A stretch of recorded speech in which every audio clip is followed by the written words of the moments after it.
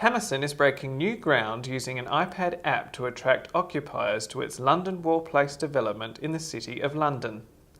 The Make-designed 500,000 square foot scheme on the former St Alphege House site will demolish the existing podium and office block to create two new office buildings as well as new bridges for the Barbican's High Walk system. Hammerson appointed Bostock & Pollard as the creative communications agency to develop a state-of-the-art app to show how the scheme will look on completion and the scope and flexibility of the accommodation on offer.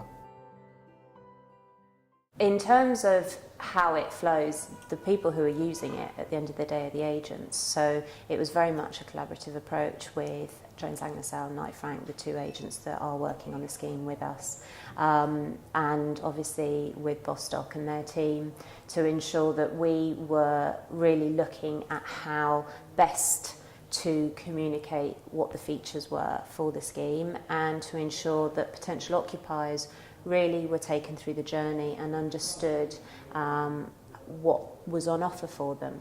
Bostock & Pollard worked with animation specialist The Neighbourhood and software developers T5C to create an app where users can explore the as-yet unbuilt development while visiting the site or in any other location. We've been doing property as a broad part of our mix for probably 9 or 10 years now, maybe even 10 or 11. But when we started, it was very much about brochures.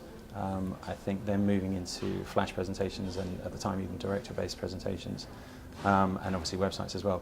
This feels like that next big step change on to just release people from having to be in marketing suites or fixed to their laptop. They can be on site presenting things using the functionality of the device to use the compass to really give a window on what the scheme will be. So it does feel as instrumental and as fundamental as a sort of radio to TV type shift where you're really going onto a completely different platform with a completely different mechanism for people to use.